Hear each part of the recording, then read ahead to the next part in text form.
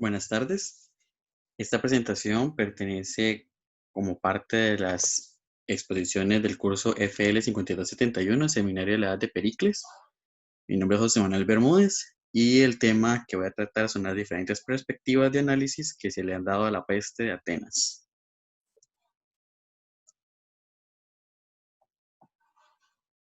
La fuente principal de este texto es Tucídides en la Historia de la Guerra del Peloponeso, libro segundo, en el cual él describe la historia del conflicto entre Esparta y Atenas y a su vez las causas y consecuencias de este enfrentamiento bélico.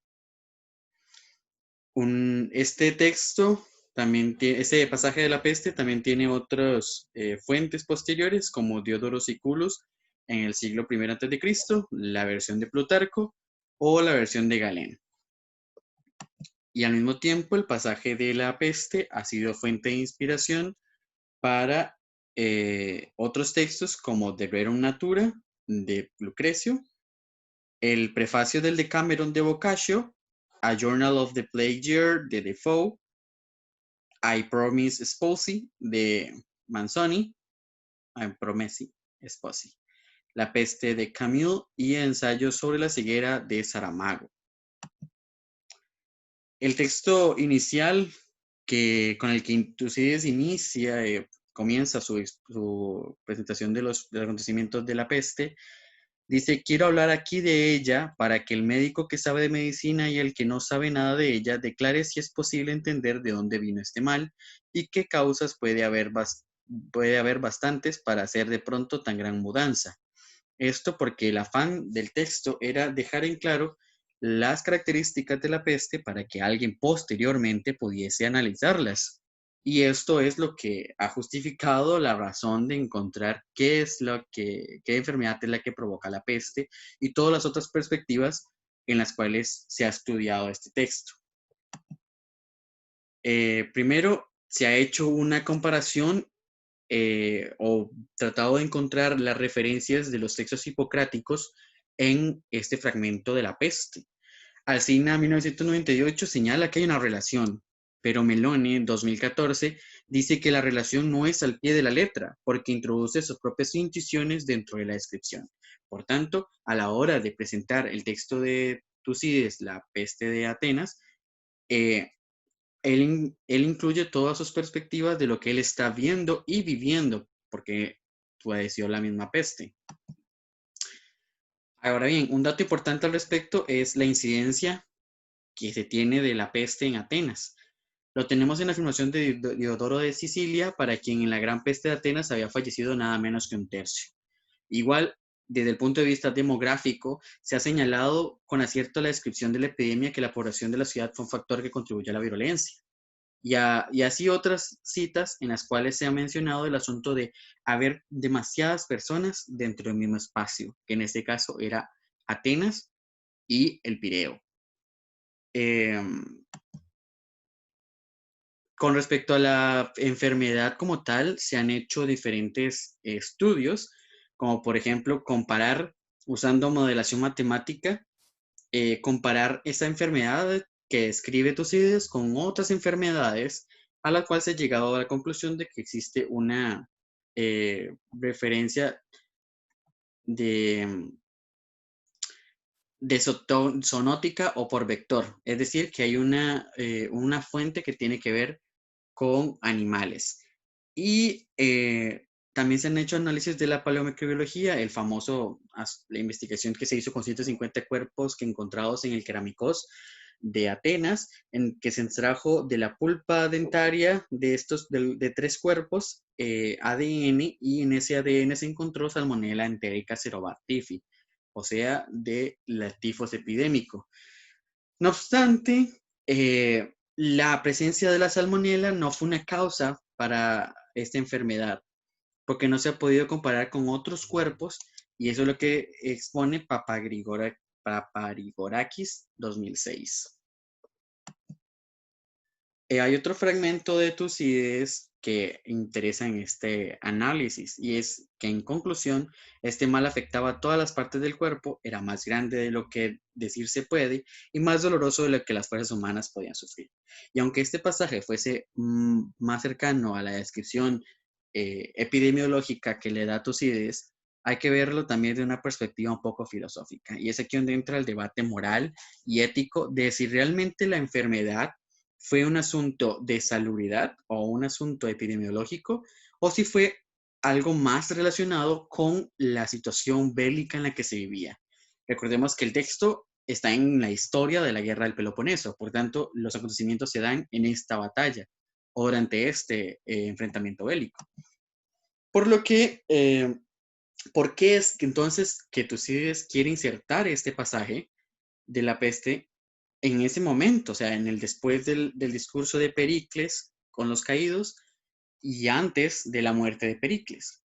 Bueno, algo importante es que este texto es tan esencial para entender la perspectiva que tenía Tucídides sobre la guerra o de lo que podría venir después de este pasaje para Atenas y claramente, para el resto de las polis griegas. También se ha hecho análisis comparativos entre Herodoto y Tucídides desde el punto de vista más literario o más historiográfico. Y bueno, o sea, es tajante la diferenciación de Tucídides como más racional y de Herodoto como más mítico religioso. Además de que la concepción del hombre en Herodoto está desligada a los dioses, por lo tanto hay una influencia mítica, mientras que en Tucídides la indagación de la naturaleza humana es lo que va a ser de su interés. Esto también porque hay una influencia sofística por la época, el siglo de Pericles, y por tanto hay un interés más por ver qué es lo que hace el hombre ante este evento y no suponer qué fue lo que lo provocó desde un punto de vista mitológico. Asimismo, Tucídides critica a los que creían en los vaticinios y él señala que el pasaje o este enunciado de vendrá la guerra doria, creed lo que decimos y con ella vendrá limos, que es un pasaje demasiado vago y que la gente lo adjudicaba en su tiempo a que era culpa de los dioses y los dioses castigaban a Atenas por algo que había hecho. Pero entonces es casi que una crítica lo que él hace, porque no es una perspectiva totalmente viable ante un evento de salubridad, o sea, ante un evento de médico. ¿Cómo puede ser que se estén adjudicando a un asunto más religioso cuando los mismos atenienses se olvidan de esos asuntos religiosos y él lo mismo, él lo plasma en el asunto de los entierros, que ya no se le hacen discursos fúnebres o ya no se preocupan por enterrar a las personas, si al final de cuentas ya no hay razón para hacerlo, nadie le va a castigar, y menos si hay cuerpos en descomposición y cuerpos con el virus, en este caso con esta enfermedad. Vean que ni siquiera los animales estaban interesados en comerse la carne de estas personas, a tal punto que si lo comían también se morían. Entonces, este asunto religioso ya no cobra importancia para Tucídides y él lo plasma en su texto. Y es otra de las perspectivas en las cuales he analizado a Tucídides en este pasaje, de qué tan esencial es para el asunto religioso y mitológico este pasaje, y claramente es una crítica. También tenemos otro fragmento que dice, nadie se cuidaba de religión ni de santidad, y aunado a lo que estamos viendo anteriormente, sino que eran violados y confusos los derechos de sepultura que antes usaban, pues cada cual sepultaba a los suyos donde podía. Y en esta situación terrible, epidémica, si estoy en una guerra y si estoy en una peste, ¿qué me interesa? O lo supondrían, ¿qué es lo que puede interesar a las personas en este momento de sobrevivir? Y aquí es donde entra el asunto ético-moral, porque se tiene que enterrar a las personas por respeto religioso y por respeto a su cuerpo, pero si lo tocaban, si acompañaban a una persona enferma, se pueden infectar y podían morir. ¿Hay una resignación frente a la muerte? Claro, pero como les acabo de mencionar, hay un contexto social extremo, una guerra, una peste, y este contexto justifica las acciones humanas. A final de cuentas, nadie puede sobrevivir ante la guerra y la peste al mismo tiempo. Pero también involucra un asunto psicológico. ¿Por qué tener esa resignación cuando podrían buscar la manera de salvaguardar sus vidas?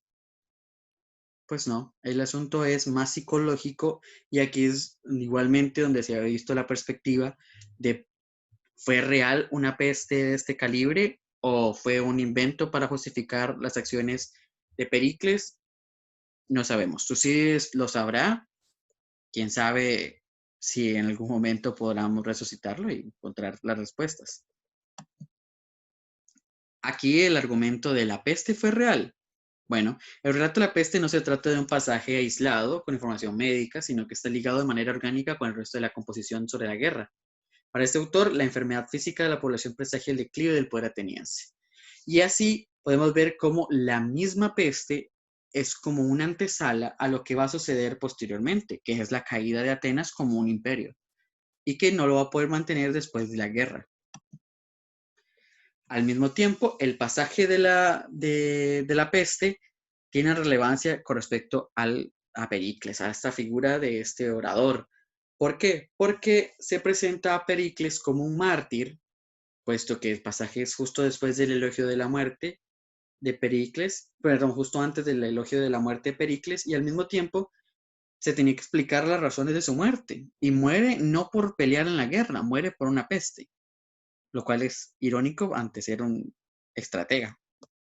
Mientras tanto que también se presenta a Pericles como un líder innato. ¿Por qué? Porque durante el mismo desarrollo del pasaje de la peste hay una salida de un contingente de barcos desde Atenas para atacar Esparta. Y en esto es liderado ¿por quién? Por Pericles. Y Pericles decide instruir a su población, enarbolar su grandeza como estratega y decir, bueno, aunque estemos en peste, aunque estemos en una situación terrible, tenemos que seguir peleando. Y lo hace y se lleva a sus gentes, a pesar de estar la gente enferma. O sea, el nivel de gran líder que era como para poder hacer esto. Y esto es lo que plasma Tucídides.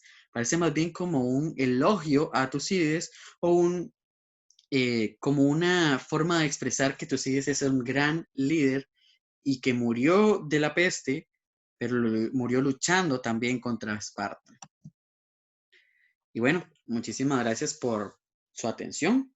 Espero que en esta exposición cortita haya comprendido un poco del tema de la peste o ampliado el tema de la peste y visto las diferentes perspectivas en las cuales se trabaja en la peste en diferentes áreas, ya sea desde el asunto médico, del asunto demográfico, del asunto literario o del asunto historiográfico, pero que se queden claro cuál es el afán del interés, es porque el texto es rico y que ha colaborado para que se hagan trabajos sobre este tema. Muchísimas gracias.